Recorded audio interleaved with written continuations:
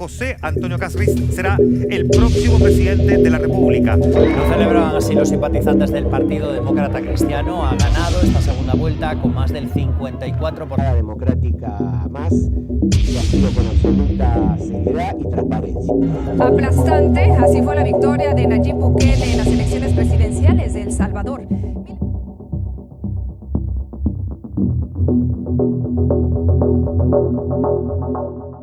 Con los resultados de ayer en Perú, parece que la parca del voto reactivo finalmente está colocando los últimos clavos en el ataúd de la marea rosa. No nos engañemos, no es un triunfo del amor a la derecha, es el voto de castigo dictando, una vez más, hacia dónde gira el péndulo. Hoy, el votante latinoamericano no quiere construir un futuro, lo que quiere desesperadamente es acabar con su presente. Antes, el movimiento lo dictaba la economía. Si había pan, había paz. Pero hoy, las prioridades han mutado.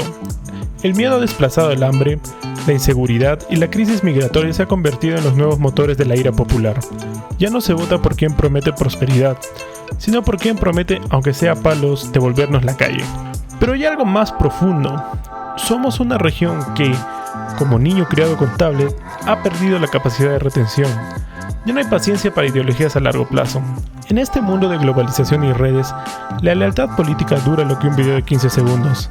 Si el oficialismo mete la pata hoy, mañana salen 30 influencers con ideas radicales y el mensaje cala. La política se volvió un algoritmo de respuesta inmediata. Primeros movimientos. Seguramente estarás celebrando, o quizás llorando, esta nueva inclinación azul. Pero recuerda, el bienestar en Latinoamérica sigue siendo, en su mayoría, inexistente. Y mientras la vida no mejore de verdad, el voto de castigo seguirá siendo el único lenguaje que conocemos. El péndulo solo está tomando impulso. Para entender este péndulo, hay que volver a un fantasma que muchos odian y otros defienden: el Consenso de Washington. En los 90, no se eligió el modelo neoliberal por lectura académica, se eligió por supervivencia. Teníamos naciones que eran literalmente estados casi fallidos. Figuras como Salinas de Gortari en México, Carlos Menem en Argentina o Alberto Fujimori en el Perú no llegaron a palacios vacíos, llegaron a apagar incendios que amenazaban con borrar a sus países del mapa. Miren el caso peruano, una guerra interna sangrienta y una de las inflaciones más gordas que ha visto la región. O Argentina, que salía de la humillación de las Malvinas con una sociedad rota y ganas de aires nuevos. En ese entonces, la derecha no vendía ideología, vendía orden y estabilidad. El péndulo giró con fuerza brutal hacia el mercado, porque la alternativa era el abismo total. Fue el primer gran giro, uno que nos enseñó que en Latinoamérica la libertad económica suele entrar por la puerta de la crisis. Pero como todo en esta región, el éxito tuvo su fecha de vencimiento. El orden de los 90 trajo estabilidad, pero también dejó a millones fuera del banquete. Y así, mientras el siglo XX moría, el péndulo ya estaba acumulando energía para su siguiente gran movimiento, el sueño socialista de la marea rosa. El mismo ciclo que hoy, en 2026, estamos viendo morir de nuevo. Pero Latinoamérica tiene una debilidad. Siempre está buscando caudillos y figuras mesiánicas. Y cuando los nombres de los 90 se desgastaron, dieron paso a una nueva ola que prometía el cielo en la tierra. Entre 1998 y 2015, el mapa se tiñó de rojo. Vimos nacer la primera marea rosa, con figuras que hoy son íconos de la cultura popular: Evo Morales, Hugo Chávez, Ollanta, Lula da Silva y la dinastía Kirchner. Era la era del Estado protector, un modelo que puso a trabajar tanto burócratas que perdimos la cuenta, casi sin mirar el gasto fiscal. Ya no olía inversión privada, ni a capital extranjero. El aire comenzó a oler a estatización, a estructuras estatales gigantescas, y a la famosa consigna que retumbó en cada rincón: exprópiese, planta guarena, exprópiese. El nuevo socialismo estaba tomando la región por la fuerza, de los precios altos del petróleo y la soja. Parecía que el banquete no terminaría nunca, pero en economía hay una regla que nosotros mismos inventamos: todo lo que sube ya no puede bajar, al menos no sin dolor. Las políticas de gasto desenfrenado hicieron que la realidad nos golpeara en la cara. Países como Bolivia, Argentina o Venezuela vieron volar sus gráficas de inflación más alto que el Burj Khalifa. Cuando el dinero se acabó, el sueño se convirtió en una pesadilla monetaria, y ese desastre, esa resaca de la fiesta roja, fue precisamente lo que abrió la puerta a una pequeña etapa azul que intentó, sin mucho éxito, poner orden en el caos. Con la resaca de la marea roja y las billeteras estatales vacías, el péndulo volvió a girar. Entre 2015 y 2018, Latinoamérica decidió que ya no quería más mesías, sino gerentes. Entramos a una etapa azul marcada por líderes que hablaban de eficiencia, transparencia y volver al mundo. Mauricio Macri en Argentina, Sebastián Piñera en Chile y PPK en Perú. Prometieron arreglar el desastre con la lógica de la empresa privada. Parecía que los adultos finalmente habían tomado el control de la guardería. Pero la gestión técnica chocó con dos muros infranqueables. El primero, Odebrecht. El escándalo de corrupción más grande de la historia regional salpicó a todos, demostrando que la nueva derecha a veces usaba las mismas viejas mañas. El segundo, el ajuste. Intentar bajar esa inflación de estilo Burj Khalifa a base de recortar subsidios y subir tarifas fue suicidio político.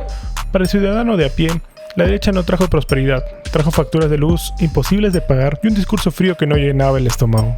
Esa desconexión con la realidad de la calle hizo que este periodo azul fuera corto y amargo.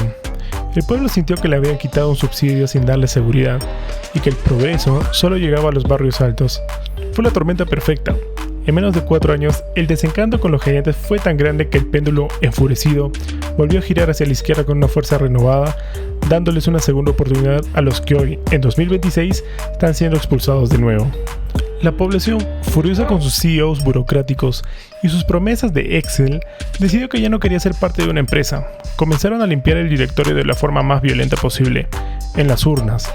El péndulo, hartos de los tecnócratas que hablaban del PIB, mientras la calle ardía, volvió a tomar impulso, moviéndose con rabia hacia el otro lado del espectro. Fue el regreso de la izquierda y la segunda marea rosa, que hoy también parece estar llegando a su fin.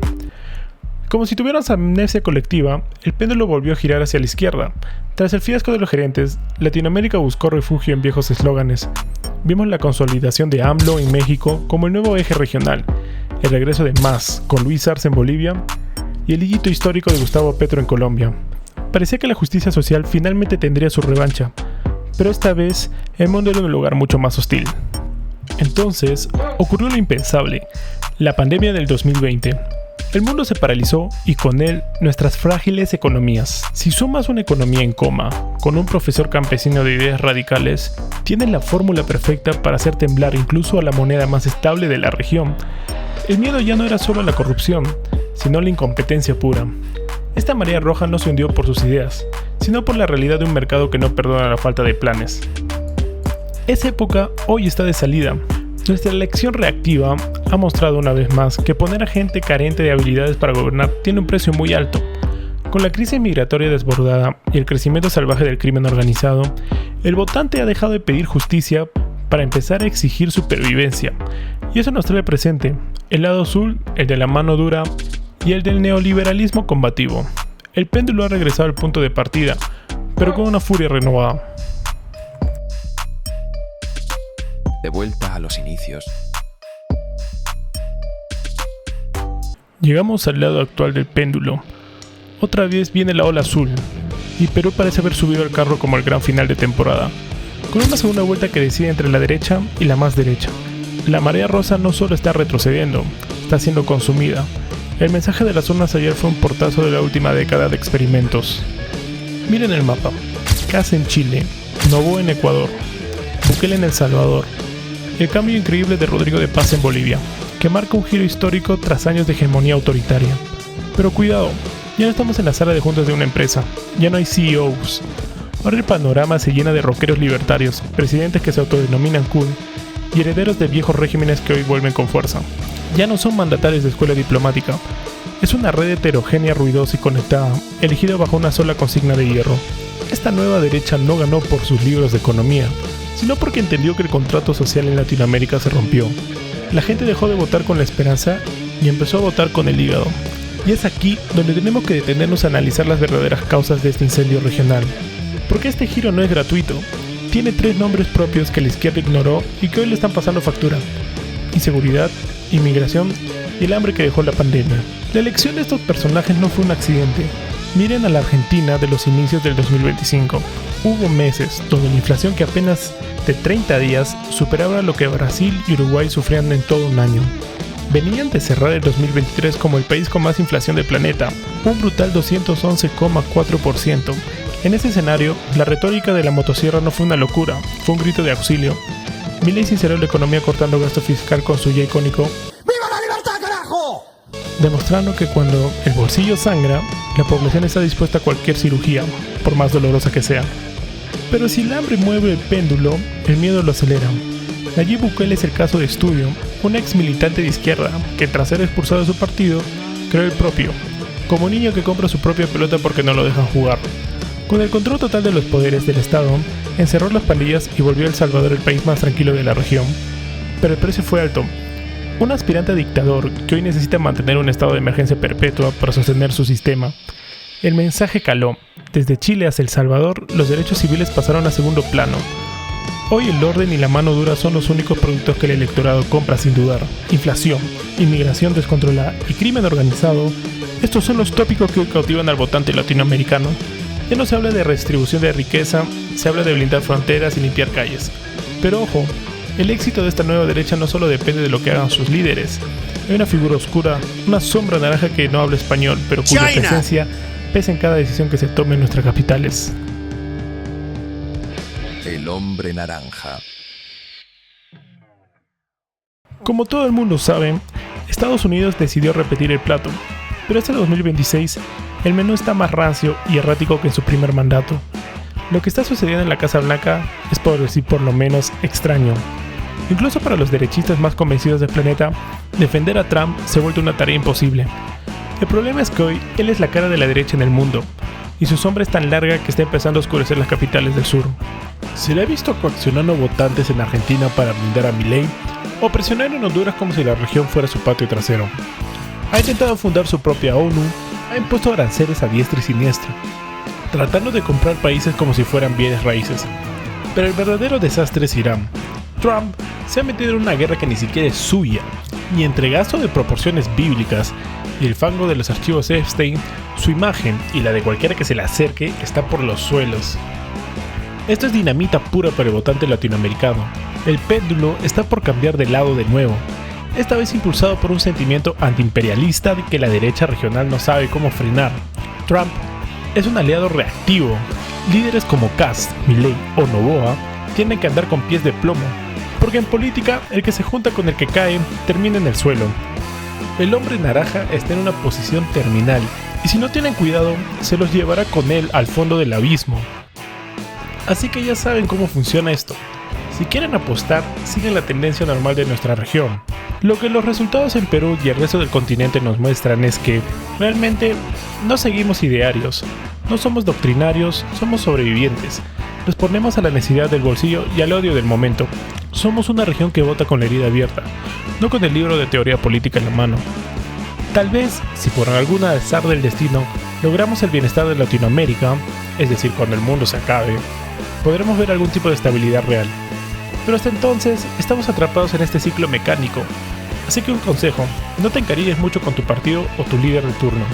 No importa cuántos retweets tenga o qué tan cool se ve en TikTok. Mañana será el villano de la historia, y El Salvador vendrá del frente opuesto. El péndulo ha vuelto al azul, pero la cuerda sigue tensa. ¿Tú qué opinas? ¿Crees que esta nueva derecha tiene las herramientas para quedarse una década? ¿O el factor Trump y la crisis de Irán harán que volvamos a tocar el lado izquierdo antes de lo que pensamos? Los leo en los comentarios.